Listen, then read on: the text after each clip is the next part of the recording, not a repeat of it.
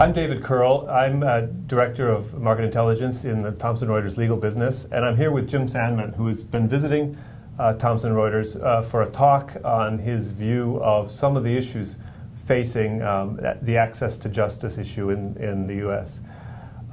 Jim was kind enough to give a rundown of some of the challenges he sees the industry facing, but also some of the solutions and some of the stakeholders that need to be brought into the industry to sort of help out with some of those things.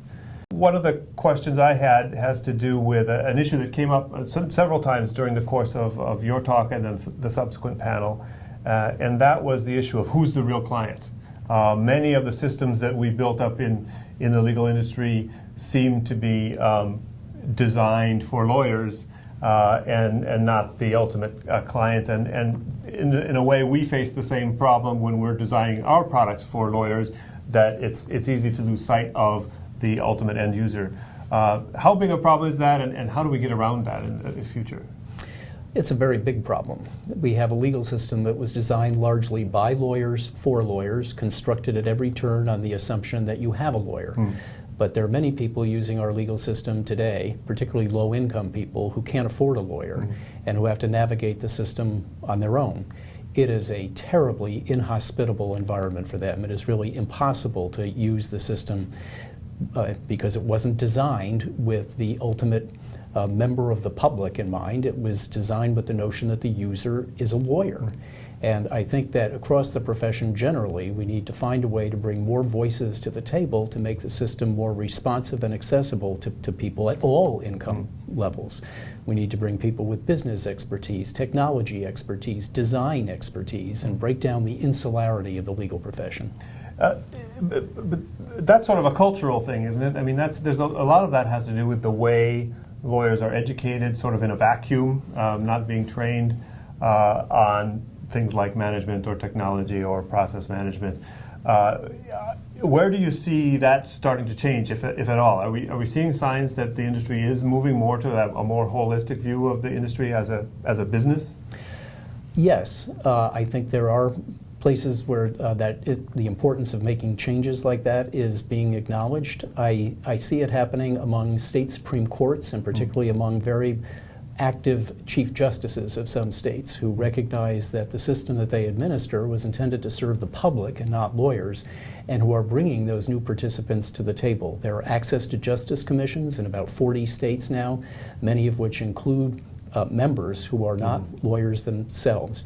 And I think that corporate legal departments are recognizing that the kind of systems change that will bring more efficiency to the delivery of legal systems can't be driven by lawyers alone, that other people have to have a seat at the table, people who are experts in project management and business process analysis, for example. But it's really a problem up and down the legal industry, right? Because Yes. we're talking about delivery of legal services to ordinary people who are having a hard time getting them. But even at the higher end law firms, the leaders of those firms don't have typically education outside of the law. So how do we get there for that part of the industry? It's got to be client driven. At the upper end, clients have the market power, and they have an interest in pushing efficiency, adoption of technological change, the creation of new, more efficient systems, but more reliance on data, better collection of data, better use of data. Clients are in the driver's seat, and they need to use the leverage that they have to drive the necessary changes in the profession. And I think that big corporate clients have particular clout that they could use to improve the efficiency of the system. And then, of course, there's a difference between acquiring the skills and the outside disciplines to run a law firm or a legal practice or a legal services organization like yours.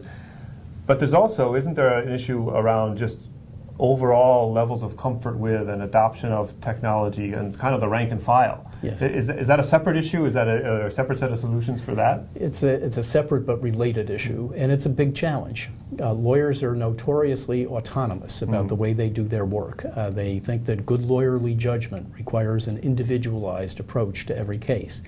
And to some extent, and certainly for some kinds of cases, that's true. But I think there are many opportunities for standardization and routinization that could improve efficiency and allow lawyers to serve more clients more efficiently than they're currently able to. But it ultimately has to be driven by clients. Lawyers will do what's in their self-interest to do, and it's in their self-interest to have good relationships with their clients and to get business from their clients. So if it doesn't come naturally to them and they need a little help, I think that help would come best from clients. Okay. Well, Jim, I want to thank you for coming here to Thomson Reuters. It's been great to chat with you now, and look forward to seeing you again sometime soon. Thank you very much, David.